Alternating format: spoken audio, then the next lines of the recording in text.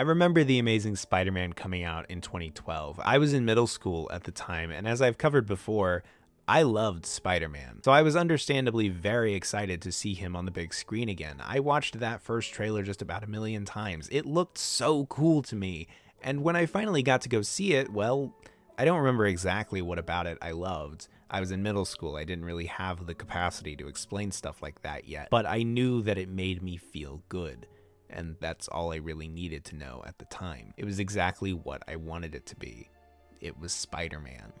But now, almost 10 years since the movie's release, I rewatch it, and instead of that simple pleasure, I feel conflicted. Because I've grown up, and I find it hard to simply enjoy a movie like that anymore. I watched The Amazing Spider-Man, and it's no longer the movie that I want it to be. Well, at least not entirely. If you've spent any amount of time on Twitter as a Spider-Man fan, you know what it is to lose all your faith in humanity. What is wrong with you people? Huh?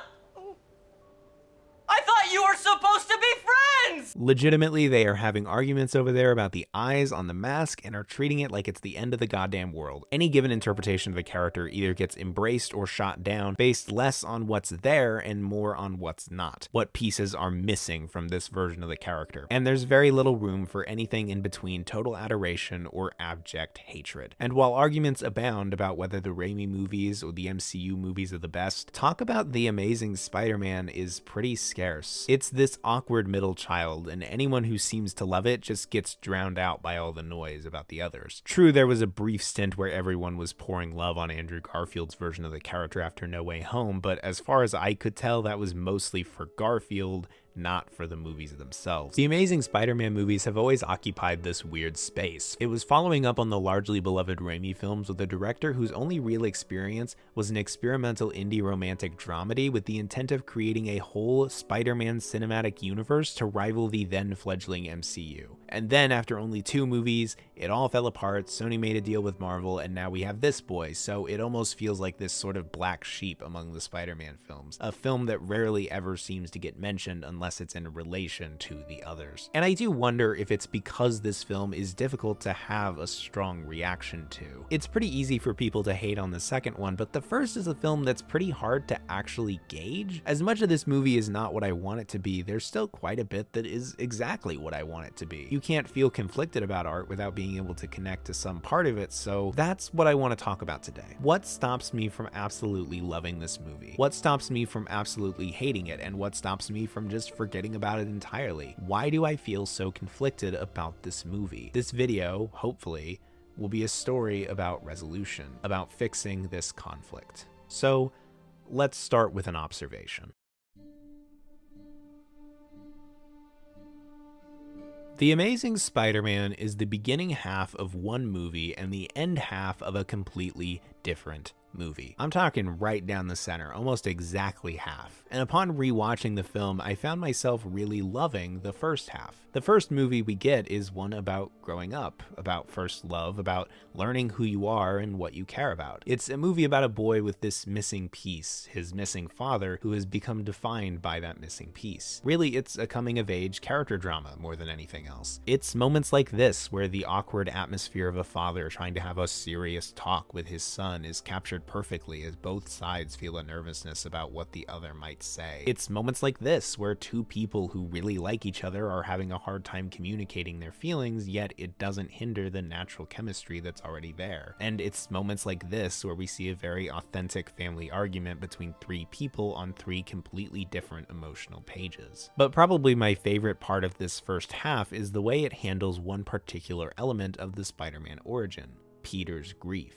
When Uncle Ben dies in the first Spider-Man movie, Peter goes after the mugger who killed him, the mugger dies, and that's kind of it. Peter's grief is certainly there, and it even gets brought up in the other movies, but it was always more in the background. We never really get to see Peter process it or deal with it. It's more of a lingering shadow that influences the character's actions, but doesn't call any attention to itself. And I think that depiction of grief works well in the Raimi movies, but what I love about how The Amazing Spider-Man handles it is that we get to see that initial process. Not only do we get to see the somber panic as he realizes what he's just lost, but we see him struggling to listen to that last voicemail he left that Peter ignored. We see that grief turn into anger and rage, even when people are just trying to help. We don't get to see Peter find the man who killed his uncle. We don't get that immediate catharsis. And so the movie actually sends Peter on this journey of having to work through those feelings of grief and pain and loss, trying to fill that missing piece that Ben left behind with this newfound power he now has. And I think this works even better because this Uncle Ben feels so much more like a person than Raimi's does. Raimi's version is a martyr, more of a symbol of goodwill and morality, who was killed because he was the only person to do the right thing. And as much as I love that interpretation,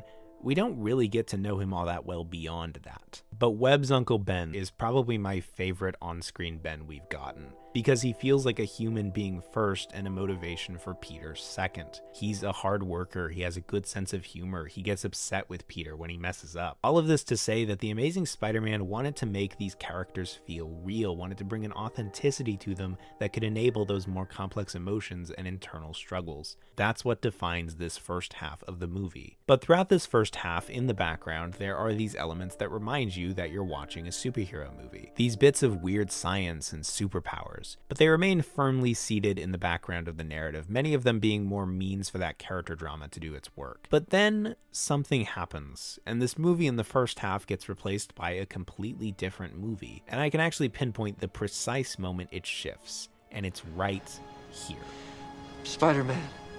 After this moment, the movie becomes something else entirely. It becomes a typical superhero movie. Kurt Connors shoots up heroin or something, and now he wants to turn everyone into lizards because lizards are better than humans, I guess. For a movie that has this, and this, and this, and this. This is so surprisingly comic booky, just a hop, skip, and a jump away from the Joker trying to poison the water supply. Its focus shifts from these wonderful character interactions to CGI-laden fight scenes and, admittedly, the best Stan Lee cameo. It's only like this in the second half, leaving all the first half's character drama to recede into the background where all this weird science shit was before. It's a whole movie made out of two halves of two different movies. Almost like they made two movies, lost the first half of the second one and the second half of the first one, and then just smooshed the two halves together. But I know that's not what they did, because for one thing, that would be ridiculous. But for another thing, there's actually a third movie here. One that actually does help in many ways to bridge the gap between these two halves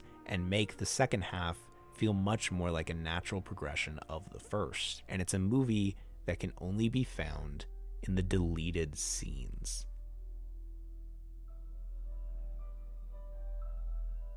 What lies in these deleted scenes makes everything make sense. It makes all of this fit together much better than it did before. These missing pieces that constitute the story of the film's villain. The story of Dr. Kurt Connors, the Lizard. There are a total of 11 deleted scenes on the Blu-ray, and out of those, 5 of them are vital to the development of Connors and his relationship with Peter. And of those 5, 4 of them would take place in the second half of the movie. And these are the scenes that would have kept the character drama at the center of the film. It just would have shifted the focus. Because the second half is all about the Lizard and his plan, and so if his character feels underdeveloped, so too does that part of the movie. And these scenes at least help to take Connors from a cartoon with the vaguest of motives to a fully fleshed out character whose actions are entrenched in an idea that is critical to this film's themes. There's 3 of these scenes I want to talk about specifically, because I think these 3 scenes are the ones that most exemplify what exactly the movie is missing without them. Starting with the scene that the Blu-ray titles Top to Bottom Part 2. It's a small, simple scene. It is basically a minute and a half of Connors having a mental breakdown in the sewers in a not dissimilar way to Norman Osborn in the first Raimi movie. Rissa Fons chews the shit out of the scenery as he goes from shaking and fretting about Peter to admiring his own newfound power. I'm beautiful, aren't I? Beautiful. Like I said, it's very small and very simple, but it shows one of the main aspects of this character that is totally missing from the final product, the duality of Kurt Connors. In the final film, when Connors turns into the lizard, he changes completely into that monster. His obsession with turning other people into lizards seemingly being just because he likes being a lizard. Ultimately, he's just another bad guy. But with this one scene, suddenly the character becomes infinitely more complicated. This is a man who's scared and mentally degrading, a man who finds solace and control in this new sense of power that he's never had before. His missing pieces, his weakness, finally filled in. What this scene does is take Connors' villainy and roots it not in this weird sense of reptilian supremacy, but in his personal desire to fix those parts of himself he deems as weakness. His motives are personal. It's here that we can actually understand why Connors is doing what he's doing. It's because when he feels at his weakest, he finds strength in this power. It makes a man who feels incomplete feel complete. And it doesn't take a lot to understand why he'd want to share that feeling with the rest of the world, trying to take a personal act and dress it up as a selfless one. And that brings me to our second deleted scene, all the power you feel. In the final cut, there's a scene where Peter finds the abandoned lab of Connors, and it's here that Peter finds out about Connors' plan to turn everyone into lizards. It's entirely a plot scene, pure exposition. But originally, that scene was this one, where Peter finds this lab, but Connors is still there. And this scene does the same expository job as the scene we got, but this time injected with the character drama missing from the second half. Really, there's one exchange I want to look at that I think changes the context of the entire climax that would have followed this scene. We again see Connors as a human being, someone in some measure scared of what it is he's becoming. Connors whose only desire is to fix himself. Peter takes pity on him, tells him that he's going to get him back, and Connors simply asks him, Would you go back? After all you know you can do, all the power you feel, would you give it all up? And now, all of a sudden, Peter isn't just fighting a giant lizard guy, he's fighting a reflection. This person trying to fill that missing piece with his newfound power. By turning it on Peter, he's forced to ask himself why he's doing what he's doing at all. What role does this power play in his life? Would he give it all up if that power turned him into something worse? And it did. When Peter first got his power, he used it to get back at the people who wronged him, to humiliate and hurt people. He got a taste of power, power he had never had, power that seemed to fill that missing piece, whether it was his father or his uncle, and it turned him into someone he wasn't. But it was someone who felt strong for once in his life. With this one exchange, Connors becomes a reflection of everything Peter has become. Peter's fight against the lizard is no longer just a hero stopping a villain. It's Peter Parker having to conquer himself and the power he abused. Once again, it makes this story so much more personal. And then our final scene actually would have taken place in the first half of the movie, but I think it introduces an idea that is crucial to everything I've been talking about this entire time, and it's indicative of all the pieces this movie is missing. Connors' condolences. I can't say for certain where this scene would have been had it been kept in, but I have a pretty good guess. I think it would take place between this scene here where Peter rejects Gwen's comfort and the scene where Peter first goes out to use his power to try and find Ben's murderer. That'll be important here in a second. The scene itself is much like the first one we talked about, small and simple. Peter comes home from school to find Connors waiting at his house. He gives Peter his condolences for the death of his uncle, and just like with everyone else, Peter just tries to shrug it off, only for Connors to show him the lab rat that regrew its limb thanks to Peter's formula. Connor tells him that he should do something for his uncle by getting to work. He tells him the most important line of the movie that got cut. And whatever you do, try to remember we must be greater than what we suffer. This line is everything this movie is about. This movie is about people trying to find their missing pieces, trying to be greater than what they suffer, trying and failing as they realize that their missing pieces won't make them whole, that the more they try to fix themselves, the worse off they and the people around them are. If I'm right about where this scene takes place, that means that this idea is what inspired Peter to start using his power in the pursuit of vengeance and trying to fill that hole where Ben used to be.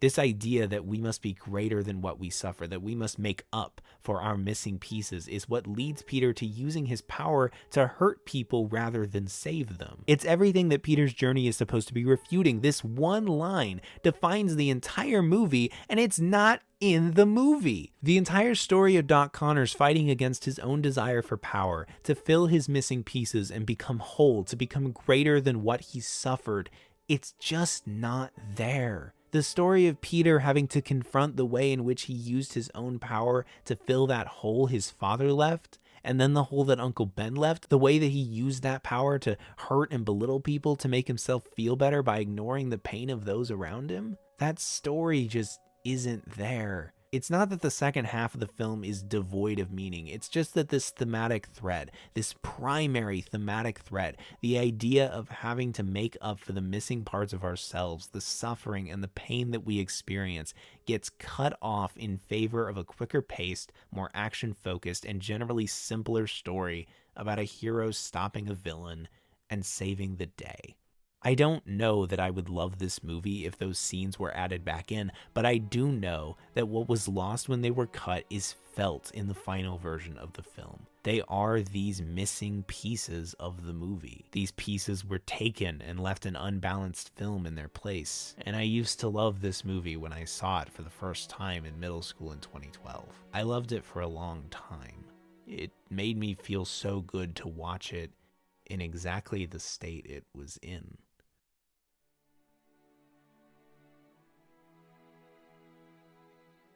Connors' main conceit throughout the entire film is that he wants to create a world without weakness. A world where all people are equal and no one must suffer. Where all missing pieces are filled. No one has a missing arm.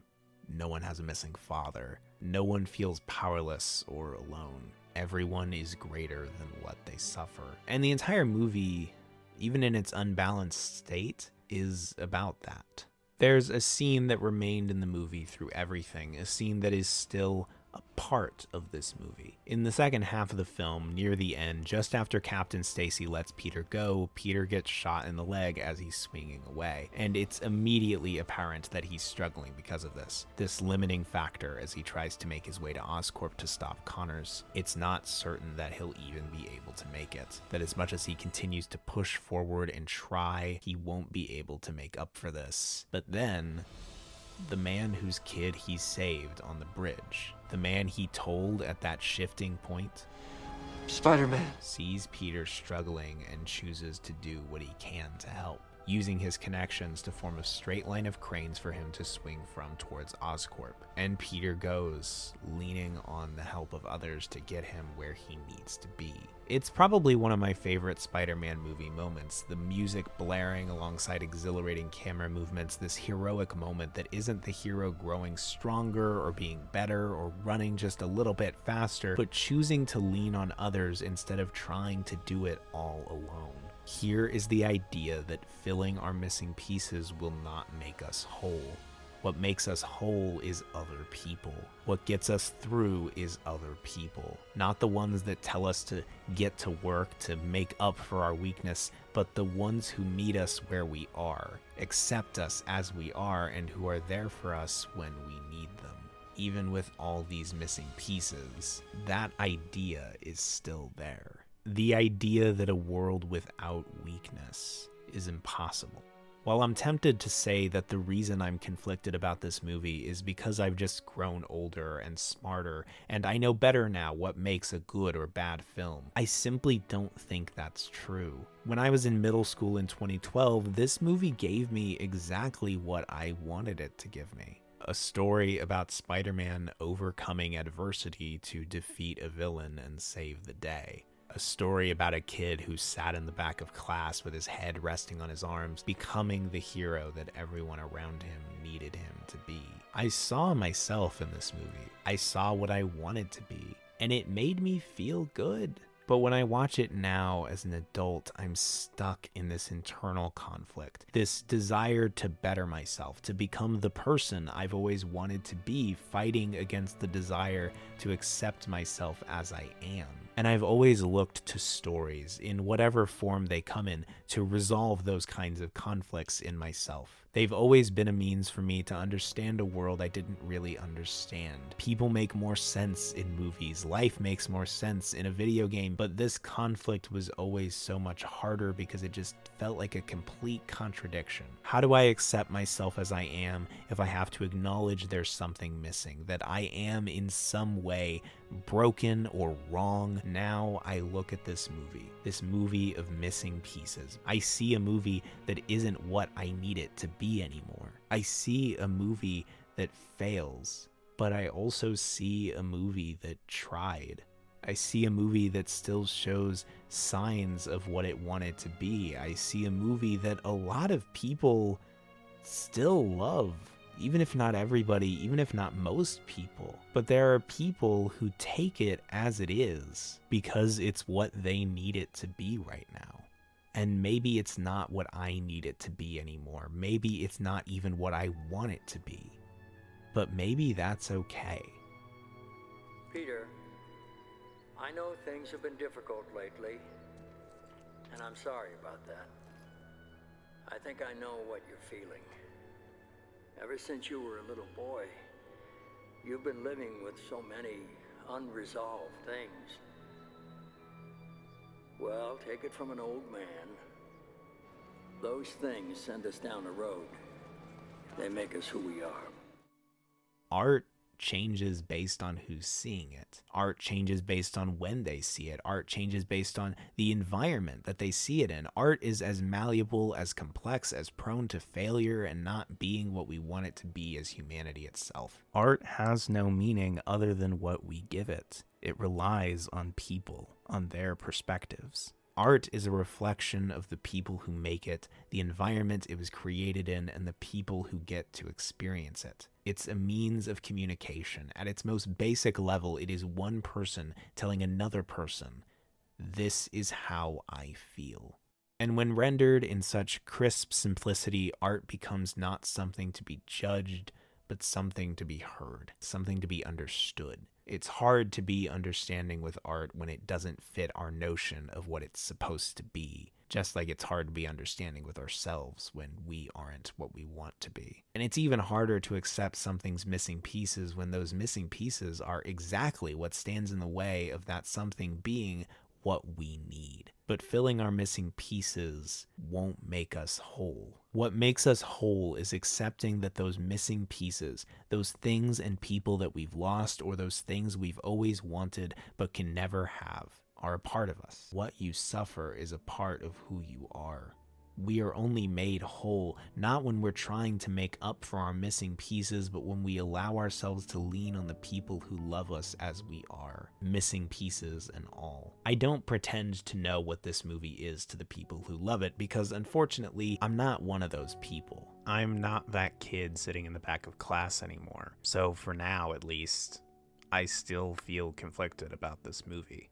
But those missing pieces make it what it is. If you put those scenes back in, maybe I'd get a movie that I love more. Maybe I'd get something that I need, but I know that it wouldn't be the same movie. And a part of accepting myself as I am is accepting others as they are and realizing that what I need may not be what they need. What I respond to may not be what they respond to, and that's okay. Because if someone can find a sense of connection where I can't, who am I to tell them that they're wrong? Perhaps this was never a story about resolution. Perhaps it was a story about acceptance. Art is humanity's way of trying to explore and understand itself. And just like humanity, it isn't about what's good or bad. It's not about determining what does or doesn't have value. It's about knowing and accepting those missing pieces. It's about knowing and accepting who we are.